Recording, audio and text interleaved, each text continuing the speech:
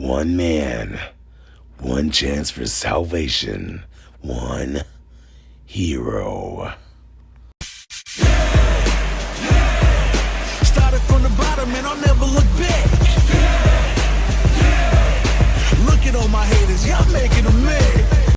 What's good, YouTube? It's your boy Christmas Hero coming at you with something a little bit different, guys. I usually don't make deck profiles on decks I take to locals, especially when I test, because most of the time when I go to locals I'm just testing anyways, and I have nothing really solid or concrete. But a lot of you guys have been asking for like an updated list, or like what would I use. Like, I'm getting a lot of those questions, so I was like, you know what, like while I am testing and doing stuff, prepping for my regional in April, why don't I give you guys a little insight of what I'm doing, or how I prepare and how I find out what's good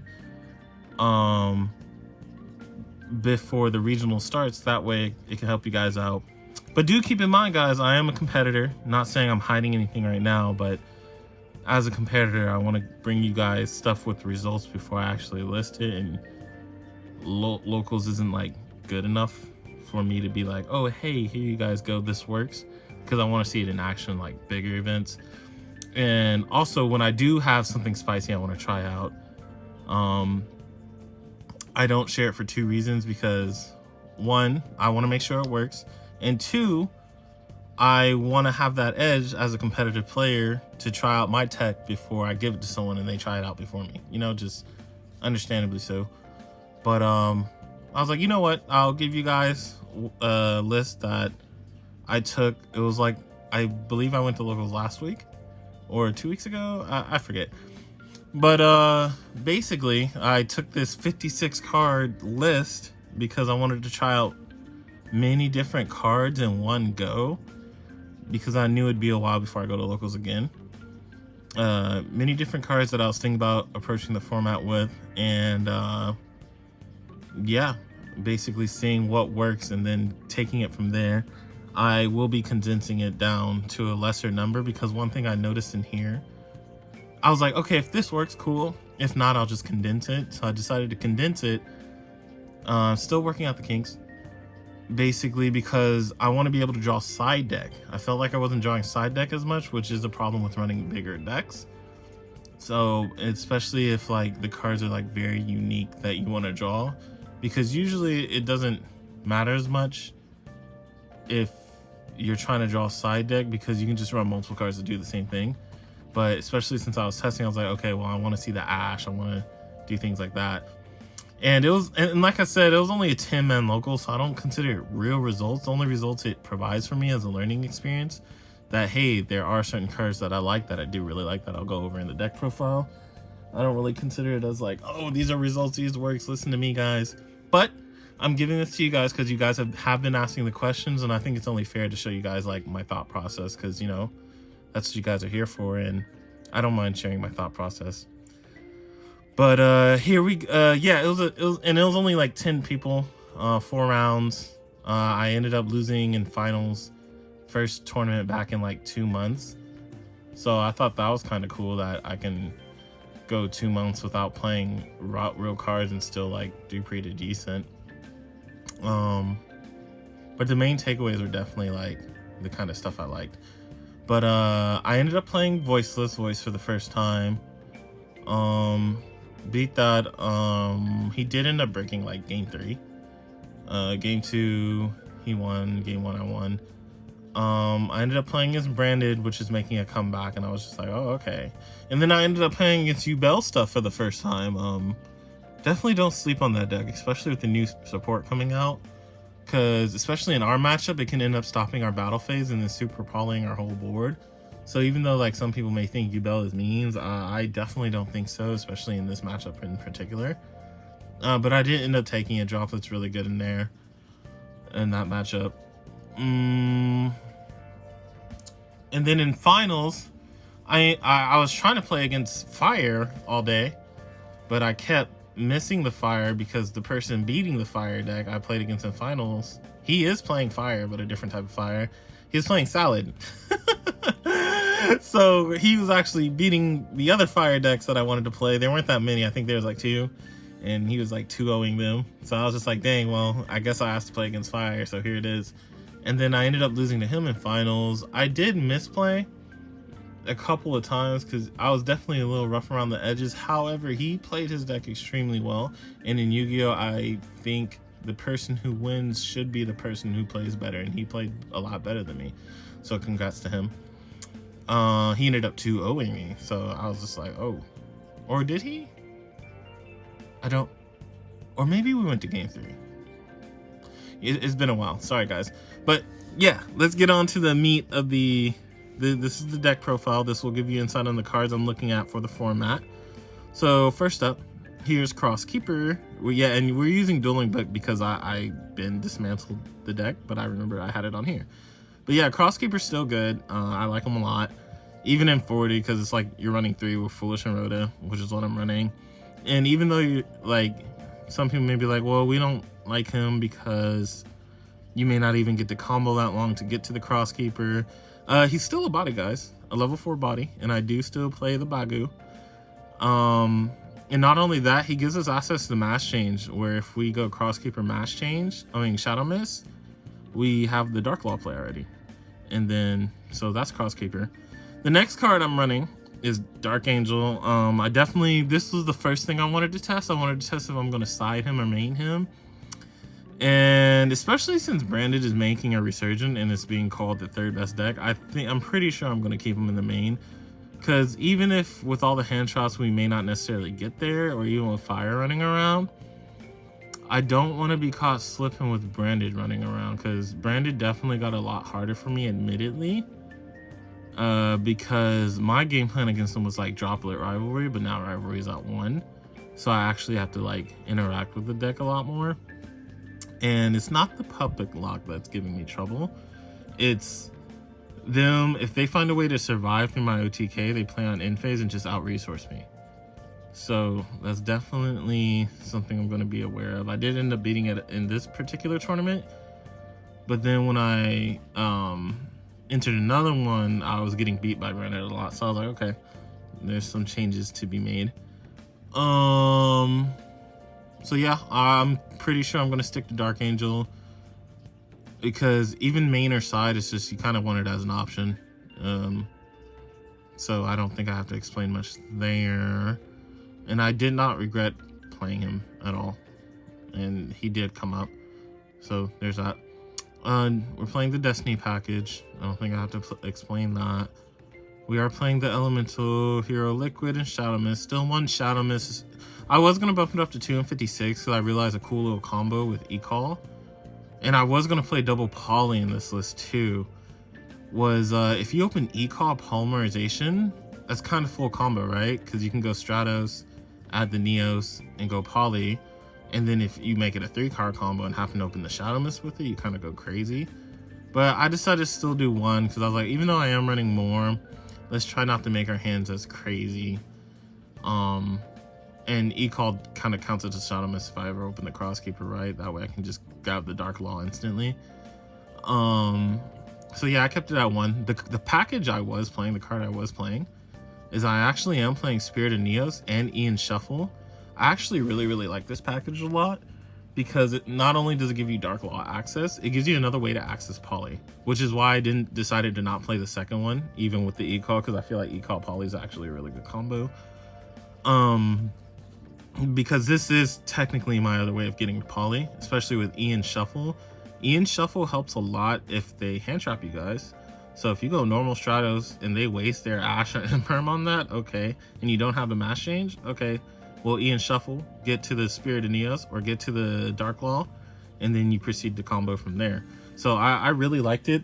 In finals, it did cause me to brick, but admittedly I did miss playing finals. So there were 2 other games against Branded and against the U-Bell stuff where the Ian Shuffle actually came up in the way I said it, like, oh, you hand trap me, okay, I Ian Shuffle, tag out, boom, and choose which route I want to go, Poly or Mass Change. So even though it did cause me to brick in the Salad game, there's a strong argument to run both if you want to play this package. The only problem with this package that I see is that it takes up space. It takes up 2 extra slots. And you can make arguments to not run the Spirit of Neos if you're running in Shuffle. I just think the Spirit of Neos makes it so much better, because a lot of people, as you guys know, they complain about getting their Vion hand trapped, and that's one way to play around it, is just by having another access to Poly. So it's just the even though you're like, oh, it's only 2 cards, the hero engine's already big, right, guys? Like, that's our issue. We gotta try to make the engine smaller. So by adding 2 more hero cards, you're not really fixing the problem. So, and this also plays into anti-spell. If they would have made this a quick play spell, I'd be way more on board with it. But it is what it is. I did really like it though, so it was something I kept in mind.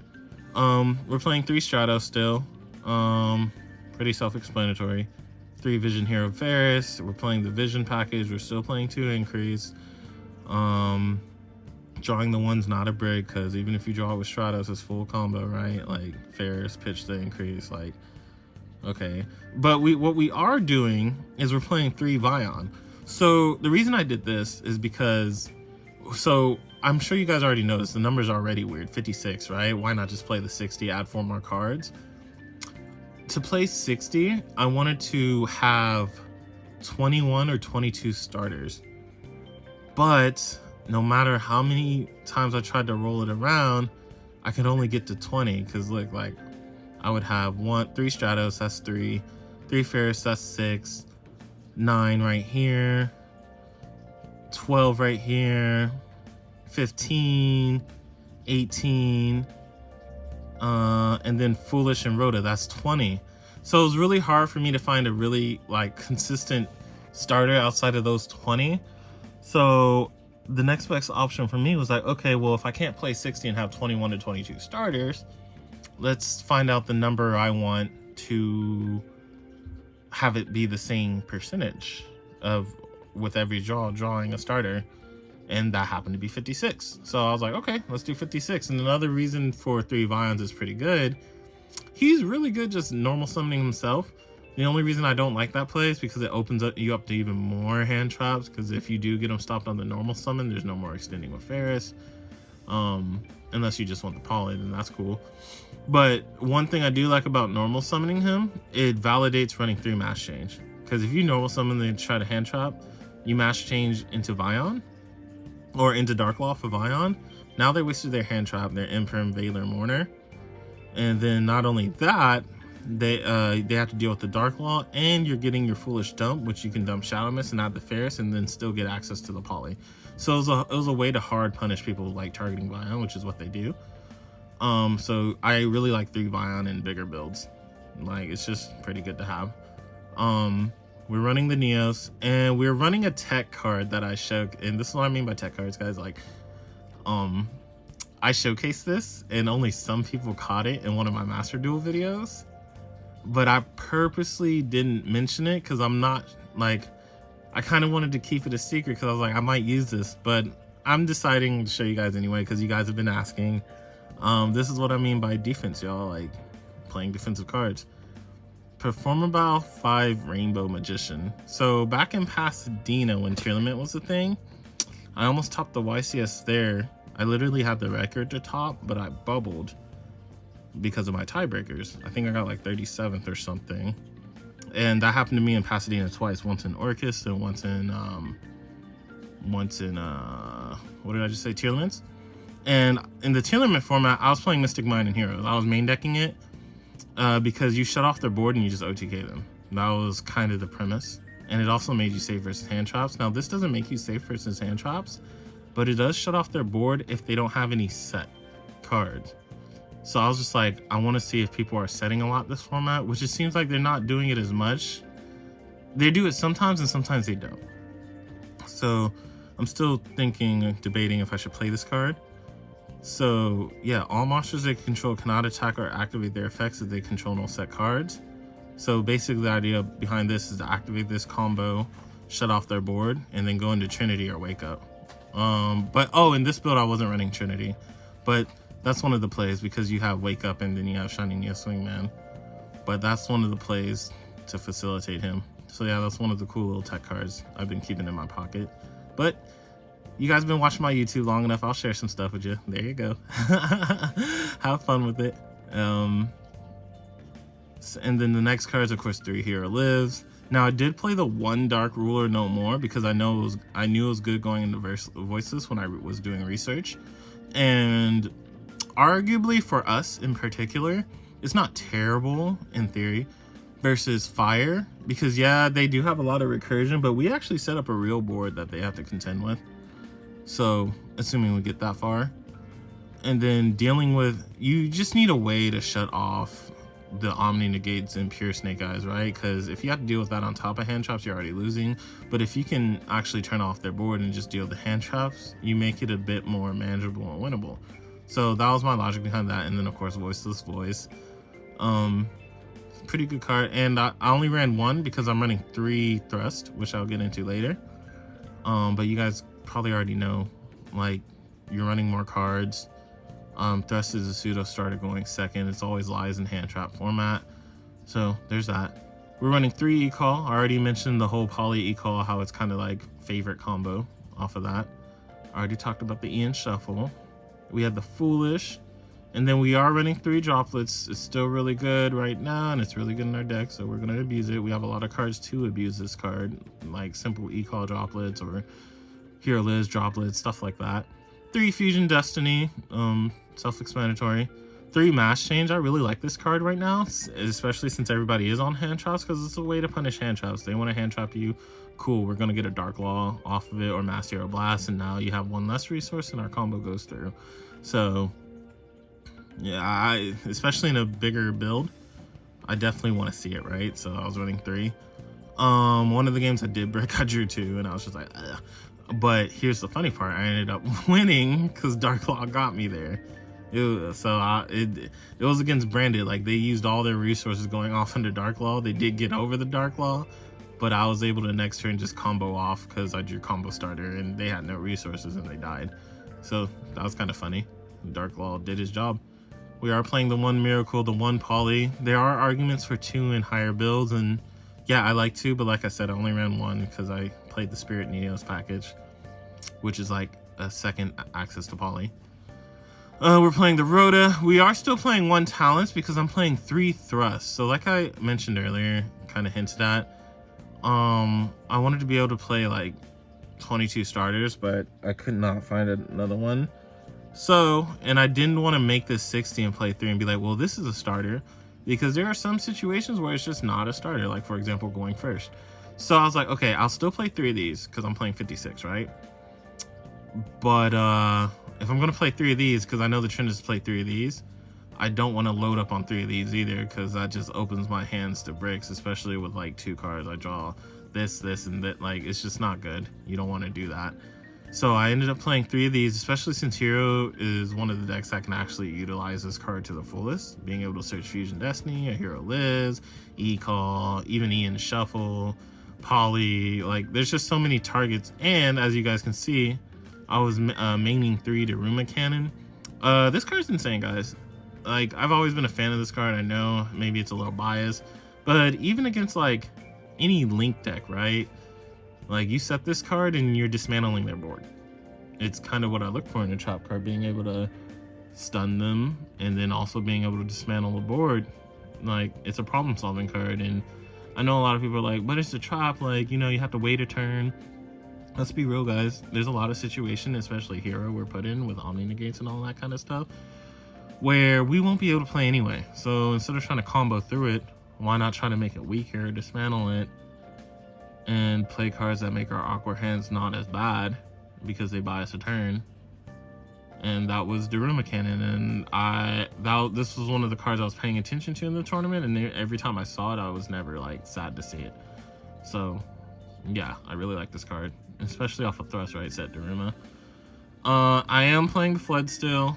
Even if they're at 1, I'm just trying not to rely on them as much anymore, because it's like, yeah, like for example against Branded, you don't want to be like, well, just flip Rivalry because it's at 1. So yeah. And you'll see that in my side deck, reflecting like me adapting to different matchups. I am playing Triple Summon Limit. I really wanted to test this card in the main because it's not really good going for second, right? But it's amazing going first, especially if they hand trap you, because Summon Limit is pretty much the new Vanity's Emptiness. There's not really many decks that can kill you under Summon Limit. I don't think there's any decks that can kill you if the Summon Limit's up, actually. Maybe some random rogue deck. But yeah, if you flip this, it's pretty much a turn in, right? The only thing is, like, you got to make sure you put up a good enough board after, which is very possible to do because we have stuff like Fusion Destiny. Like DPE Summon Limit kind of controls the whole game, right? Or we have Mass Change Dark Law, which I was doing a lot in tournament. I'll be like Summon Limit, Dark Law, and then they have to deal with a macro and a Summon Limit. It was usually too much for them. And then here's a cool little combo, guys, that I figured out throughout the tournament. Having Summon Limit with Daruma Cannon is actually insane because the flip summon actually counts as a summon. So if they want to flip their monster back up and use it for something, that's already one summon. And then they have their normal summon, that's two. They would be locked out of the turn. So I really like opening Daruma Summon Limit, and I think that's something to look into, guys. And of course, the favorite contact. So moving on to side deck, we are playing 3 Ash Blossom. I wanted to respec Lab because I learned from Vegas that deck's always going to be kind of just floating around, especially with transaction rollback. And then also Branded. So 2 matchups that I just wanted to respect because personally I decided to side Ash Blossom because I don't like it against fire. It's not enough. Like, if I'm going to play a hand trap, it kind of has to like function for multiple things, right? Ash, the rule against fire is you kind of want to just Ash the first thing you see, or Ash the Snake Eyes Ash. And it's just like, well, I don't want to play a hand trap and be forced to play it in certain situations. To me, that's a sign that it's not good. And then what further proves that it's not like that good against that matchup, you can literally Ash them and they extend off it by going Hita. So it's just like, and then bring back your own Ash. So it's just like, I really didn't want to like have subpar cards against them. However, this card is also in a weird spot because it's good because it's always live, right? So I was just like, okay, I'll just side it, especially since heroes can't afford the card economy to trade hand traps. We're just gonna side it for the matchups I know it's great against. And speaking of Lab and Despia, I sided the Bistals, and believe it or not, guys, this is actually real. If you don't already know, these cards are actually pretty good against Snake Eyes and Fire too. But you're thinking, well, they're Fire. How is this good? That Link Karibo is deceivingly good. They need that to really like out-research their opponent because it's a free resource. Like, being able to keep bringing back Link Karibo and then putting Poplar and Spell and Trap, like, that's literally a free. They really need that. And then furthermore, hitting the IP is really good too. So that's why you see a lot of top players are kind of citing it. Like, this card's actually like insane in the mirror. And I was thinking about it. I was like, you know what? It's kind of insane for Hero too. Because yeah, if I hit their Link Karibo and I hit their IP, it kind of funnels and tunnels their play, right, to a more predictable line where they have to Z-Lantis you. And at the end, they don't have as much because they lost those extra bodies. So I was just like, yeah, I kind of like these cards. Sphere mode against the Fireboard. This is actually insane because they usually do set up 3. And against random combo decks, so I don't think I have to explain that there. I am siding them. I really wanted to main this card. It's just I couldn't justify it in the main over any of my other cards. One of the options was taking out one Daruma, but I was like, no, I kind of like that because I kind of like hitting the Promethean Queen right off this card. Because by shutting off the Promethean Queen, not only do you stop an interruption, you also stop recursion for 2 whole turns. Your turn and the turn you used it and their turn. And that's actually pretty huge. And being able to hit Queen like that and disable it out the game is huge. And on top of that, it's a hand trap format. So it actually has multiple uses now. So I really like this card. I just couldn't justify it over any of these other cards. And I already know this card is good. So especially since I was testing this build, I was like, okay, let's just put it in the side. I know it's good already. Let's test other things I want to try like this. And then we're doing double Cosmic. Yeah, I don't want people flipping Vanity's Emptiness on me going first because that's what people are doing now. They're taking, which, you know, is a good approach. I do it like, okay, if you're gonna stop my turn, I'm just gonna flip Summon Limit, or, you know, so I get it. But I'm like, no, I'm not gonna. Let's try to play cards to out it. This is also good against Runic stuff. Deck Lockdown. I don't think I need to explain why this is good. I think people are finally caught on. Evenly matched. So there's a general consensus this card is like pretty bad, right? But like I said, our board is actually pretty threatening. So like sometimes we can afford the battle phase skip as long as we're setting up Dark Law with interruptions. Like usually Dark Law with 2 interruptions is a game, right? Like even in this format, because then they can't do any of their like Snakeas, they have to go to grave. So they can't do any of their Snake Eye stuff under Dark Law. So if you set up like DPE with favorite, like that's usually game. So like being able to evenly match a Fire King board is pretty good. Being able to evenly and it even just baits out a negate against Voiceless, and then you get rid of all their continuous traps. So I wouldn't say it's like the best card, but it's not terrible. But I'd only play it if you can set up a board. I wouldn't play it in a deck like Cash, for example, because you're not really setting up a board. And to be honest, I wouldn't even play it in like stuff like Branded either, because you do set up a board, but it's not a board that'll for sure like blow them out like Dark Law with 2 interruptions. It's more of a board that your opponent still plays the game because, you know, you're not negating anything. So yeah, like you're just that's the thing about Branded, right? You're setting up like interruptions that trade for cards, but you win the trade because you play an in phase. So, but I would only play this deck where you can set up like a crazy board, like with Floodgates or Omnis. Like that's where I like this card in. And also to answer the rogue decks, there was a Fossil Dyna stun deck that went crazy just because people weren't respecting back row still. So I anticipate more of that still. But yeah. Okay, here's the extra deck. I decided to play Dangerous in here because I was playing 3 Thrust. So there's actually a cool little combo where if they nib you and you haven't burned through your Shadow Mist line, because, you know, that's usually what the line is. You don't burn through Shadow Mist because you're going to mass change off a Wake Up.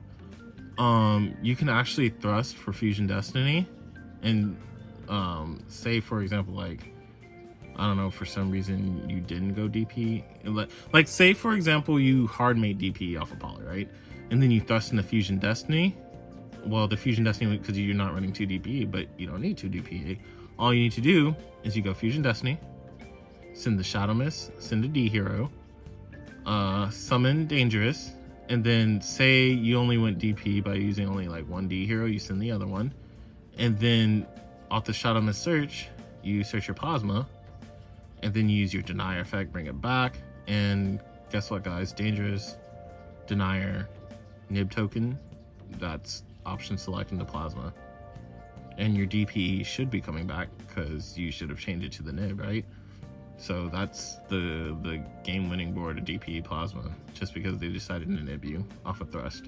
So I was like, okay, if I'm gonna run 3 Thrusts, and that's a combo line I've always known. It's just I didn't. Sometimes I play the Dangerous, sometimes I won't, because it depends on how many I play of this and if I think it's worth it for now. So since I saw 3 in here, I was like, I'm definitely gonna play the Dangerous. We're playing the Ab-Zero, self-explanatory. Infernal Rage, self-explanatory. Neo Swingman.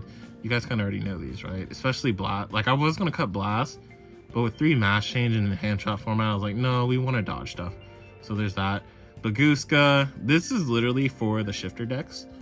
Because, I was getting Joeled, yeah? And Link decks are play around this, sure.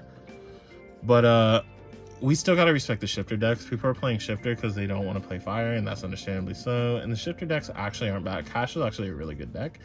And Flu is a good enough deck to where it may get you a top, or maybe it'll win if people don't respect it randomly.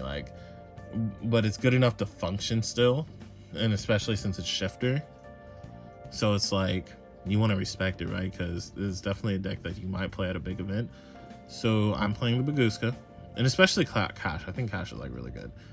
Playing the Baguska because this card just literally just stomps on, and when they shifter and you Baguska, they usually can't do anything unless they draw another out.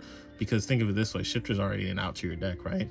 They would have to draw another out just to out the Baguska just to play, and usually that's a hard thing to do, forcing somebody to draw 2 or more cards just to play. So yeah. Cross Crusader, self-explanatory, Infernal Devicer, Wonder Driver, self-explanatory. And hey, that's the deck list, y'all. It's nothing like I didn't take it to any. I don't have any majors until April. Like it was just a local, but I mean it was pretty cool that I was still able to get like in a 10-man local at that. So it's not nothing to really brag home about. But the one thing to take away is that I was still able to get like second and almost win just off of like pure principles, right? And the fact that I was testing too, because I'll admit, guys, I was misplaying all tournament. And I'm not proud to say that, but I'm human and we all make mistakes. But it was showing me which cards are really strong, and the cards to take away that are really strong in this format is Thrust, especially in this deck. If your deck doesn't have multiple targets, then yeah, I'd say Talents, but Thrust, Daruma Cannon, and Summon Limit. These cards are pretty crazy. And I really like this whole interaction with Ian Shuffle and Hand Chops, so that's something to talk about too. But okay, I hope this video helps. I'll go back to testing and hopefully I'll be able to bring you guys something more concrete. But I thought this was cool since I've never done a 50 or 60 or super huge deck profile, so something a little different. I'll see you guys in the next one.